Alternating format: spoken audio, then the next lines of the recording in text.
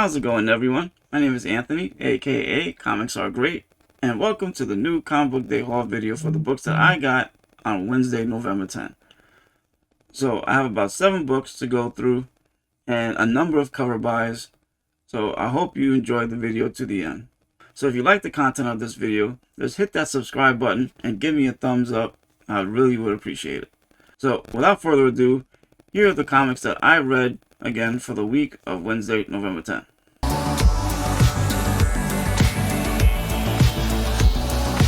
From Marvel Comics, Amazing Spider-Man number 74. This was an oversized issue, so this was written by Nick Spencer and Christos Gage, and was drawn by 7 different artists. The cover for this particular issue was drawn by Sarah Pichelli. So in this issue we had the end of the Kindred storyline, and you have a lot of questions answered, obviously. Harry Osborn is a clone.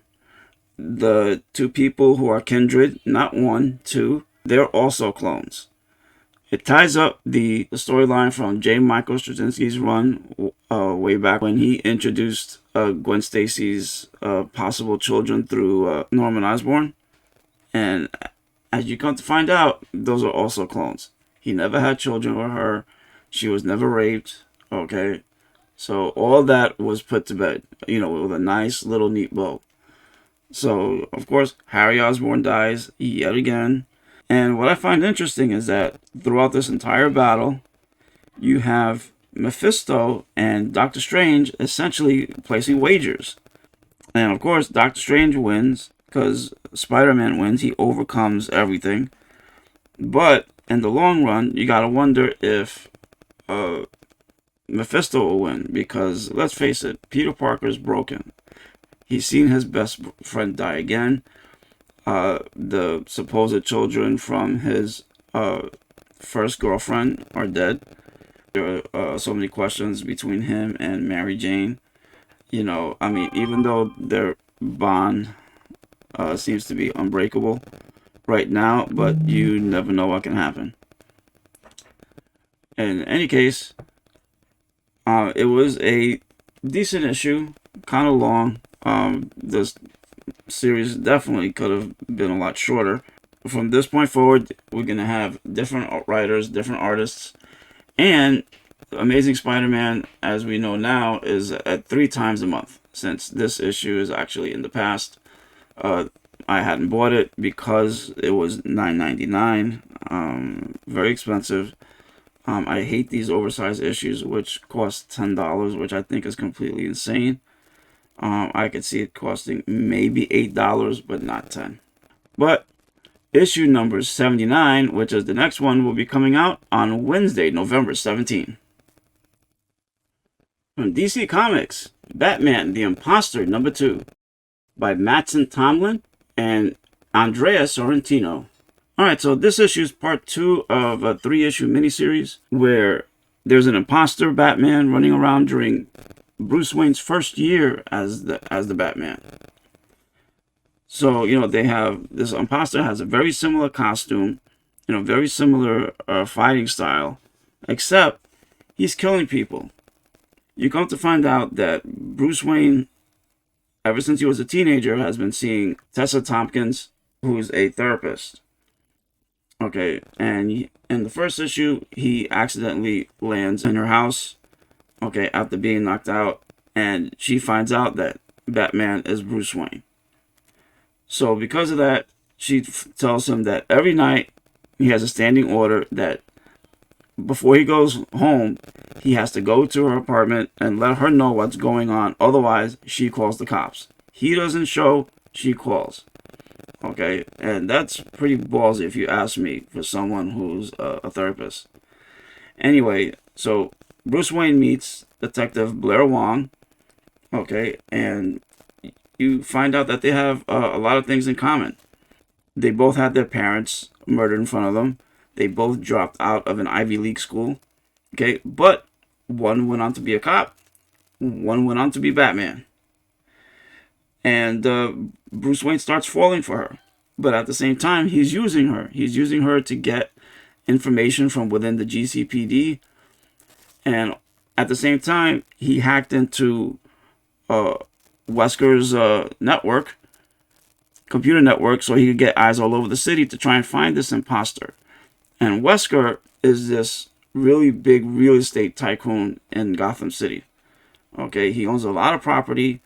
More than 50% of the money that Gotham gets is from Wesker. So he wants Blair Wong to put an end to this as soon as possible.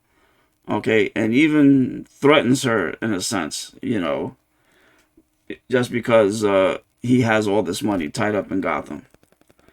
But so far, we don't know who this imposter is. Okay, we do know that he has help from within Wesker's network. So I'm looking forward to the next issue to get to see how this ties up in a neat little bow, because I don't think that there's going to be a follow-up miniseries. But so far, I love Andrea Sorrentino's artwork in this. It has a very noir feel to it, you know, very dark, even though there's some splashes of color here and there. You can tell that this is, you know, it's supposed to be a bit dark. It's his first year as the Dark Knight. But in any case, issue number 3 is coming out on Tuesday, December 14. From Marvel Comics, Miles Morales Spider-Man number 32 by Saladin Ahmed and Christopher Allen. The brilliant cover was drawn by Chris Anka. So obviously, I love this cover. I love the color bleed and how it blends into Spider-Man's new costume.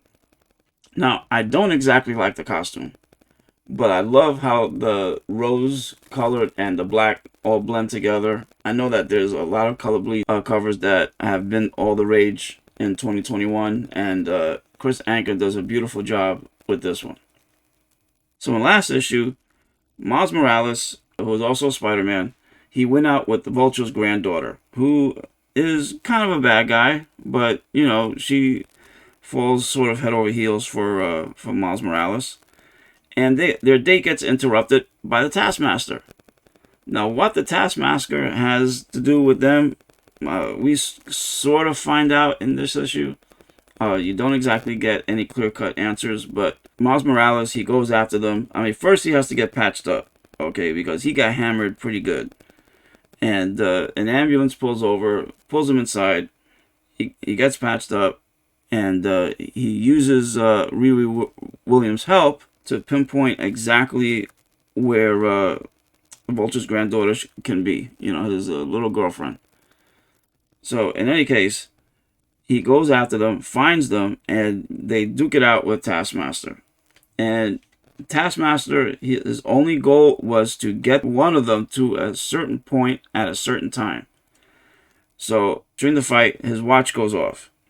And that was when, essentially, from that point, he does not have the time to take whoever it is that he's looking for to a certain meeting place. So he lost a lot of money, and he was kind of pissed. But he did come out of it with the Vulture's wings, okay? And he flies off at the end. Right afterwards, the Beyond Corporation flies in a Nick Fury type limousine. Okay, you know, you could definitely tell that it was a Shield ripoff because of the way the car is flying. But so they go there and they serve a notice to Miles Morales saying that he can't be Spider-Man anymore because Spider-Man is a legally owned trademark, which is bupkis. All right, it is. Spider-Man, the hero name, has been around for a very long time, and yet they came out, supposedly snatched it, they trademarked it, and no one else can be Spider-Man except for Ben Reilly. So, in Amazing Spider-Man issue number 81, Miles Morales is going to have some serious words for Ben Reilly, because he's going to want to know what the hell's going on, why is he Spider-Man, what happened to Peter Parker, and everything else. So, but before that comes out, Miles Morales issue number 33 will be coming out on Wednesday, December 22nd. From Virus Comics, Never Never number 1 by Mark McCann and Phil Buckingham. So, this was a very interesting issue. This is actually the second print of issue number 1. And this is a different take of the Peter Pan story. Now, In the traditional Disney Peter Pan story, Peter Pan arrives at Wendy's window and takes her and her brothers to Never Never Land with the promise that they would never grow old. Okay, and they wind up fighting Captain Hook and befriending the Indians. They learn that it's not a bad thing to become an adult. They understand the meaning of parenthood and so have you. And Peter Pan takes them home, you know, and that they could fly if they have a happy thought. But in this one, Peter Pan is a lunatic, all right? He starts off, you know, telling Wendy that it's okay because certain things are happening in her household. Her parents are having fights. So in order to escape them for a bit, you know, because she's under a lot of stress, he takes her off to Never Never Land, except that she's a sacrifice to the crocodile, all right? The very same crocodile that affects Captain Hook, that goes after him because of his, it chopped his hand off. But in this case, you don't know why she's a sacrifice to the crocodile, but you just know that she is. Okay, and the Lost Boys, who don't look like boys at all, they look like freaking deformed little zombies. And one of the Indians helps her out. You know, so she follows the Indian who had his tongue chopped off, you know, but was super gentle with her and super smart. He dies, but the rest of the Indians save her. And they tell her that that death is around that night. And I guess Peter Pan sort of represents that death. Okay, and he's looking for her. He wants Wendy, okay, and he really wants her bad for some reason.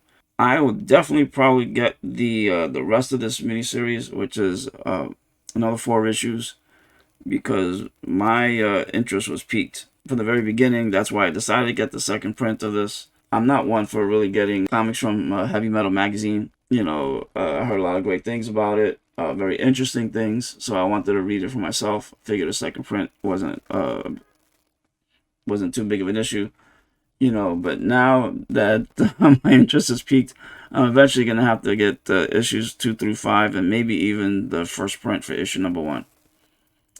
All right, so like I said, the series was ended. I do hope that they come out with a trade paperback whenever it does come out, and if I do get it and read it, I'll let y'all know, and I'll give you my take on it. From Marvel Comics, Star Wars The High Republic, number 11, by Cavan Scott and George Jonti. The cover was drawn by Phil Noto. So in last issue, Jedi Keith Trennis and Tarek decide to board a Nihil ship to try and go undercover. But at the end, they're found out by Lorna D. So this one Jedi that they had named Sarek, his body begins to calcify, okay? And Keith Trennis, she is horrified. She gets so afraid. I mean, fear grips her heart like you wouldn't believe. And she freezes. She doesn't know what to do. Okay, so essentially, her fellow Jedi are on another ship, and they sense what's happening to one of their own. They catch up, but by the time they catch up to Keith Trennis, it's already too late. Sarek has died, and Keith doesn't know exactly how Sarek died. All she knows is that something dark and cloudy and sinister caused Sarek's body to decay and calcify. The Marshal decides to try and grab Lorna D's ship by the force because she wants revenge. She's tired of seeing Lorna D slip through their fingers time and time again. You know, and at the end of the issue, you see her there holding the ship, you know, before it tries to take off into space. Which, that's some serious force power. I think that almost trumps, you know, Yoda lifting the ship out of the water in The Empire Strikes Back. Because this time, this ship is trying to fly away, and she's just holding it in place. So I'm definitely looking forward to issue number 12 to see the aftermath of this, and hopefully it continues to get better. In any case, issue 12 is coming out on Wednesday, December 8th. From Marvel Comics, Strange Academy number 13, by Scotty Young and Humberto Ramos. The cover was drawn by Arthur Adams. So we have another single issue here of Strange Academy, and most of the stories for this series have been single issue stories. Some of them have continued to for another issue or two, but most of these books are self-contained, which I do kind of like. You know, because that's how they used to do them back in the 70s and 80s. You know, or you have a story within a story, you know, which those are great too. You have the kids starting off doing presentations at their school, you know, and one of them, Shaylee, who comes from the otherworld dimension, her dimension's not so hot, okay? Their mage was talking about the fields of torture lilies and being part of the soil of the forest of sorrows. I mean, that's not exactly a place I would want to visit.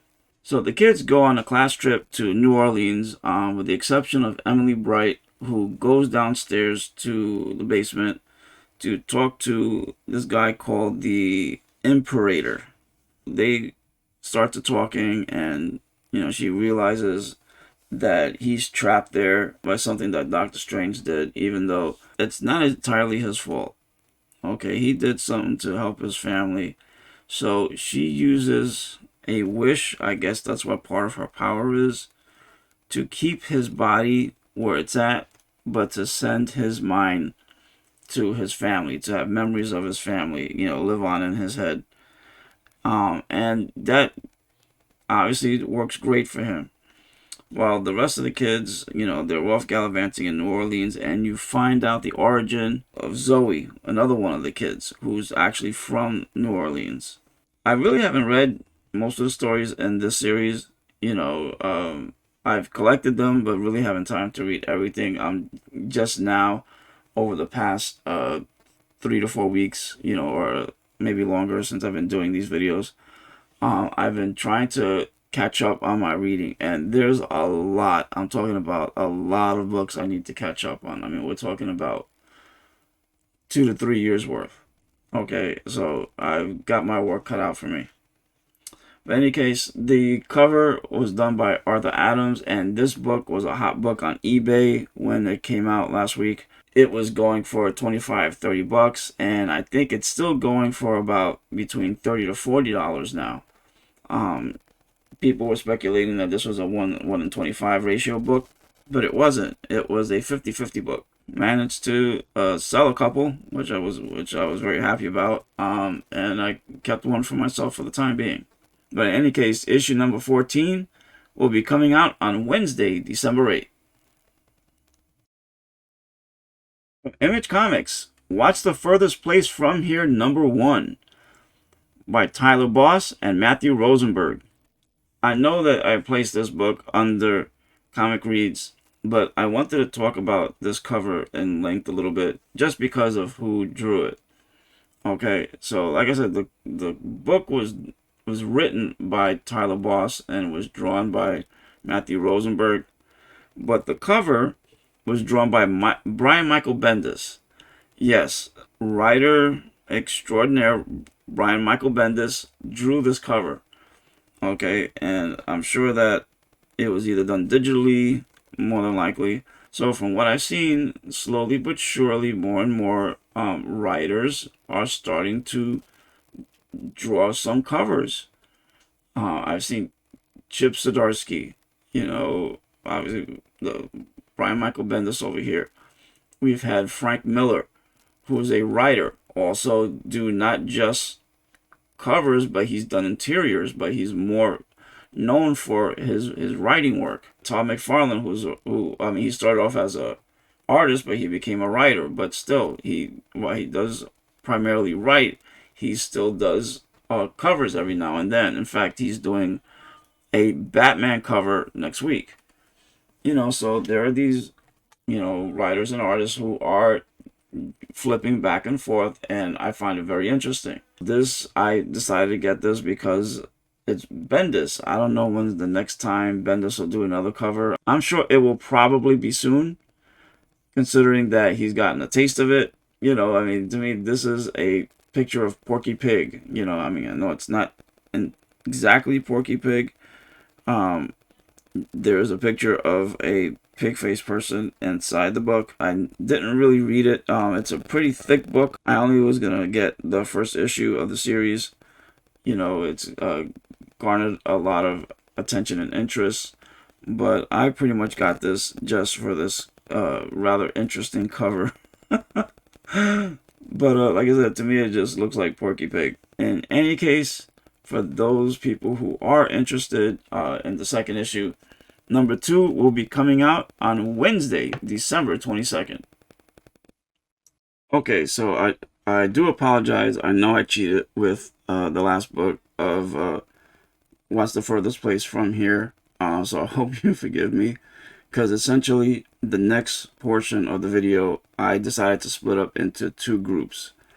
One is by artist and the other one is by type, and you'll see in a minute. I really couldn't pick a cover of the week, even though there was one cover to me that stood out because of its black and white, and it was great, and that was NYX #1, as you'll see in a few seconds. But I just wanted to come on in between and apologize about the last book, even though I didn't read it, but I decided to throw it into the comic read section for that very reason. Interesting cover, it looking like Porky Pig, but I really didn't want to add it to the cover buys section this week. All right, so here we go on to cover buys.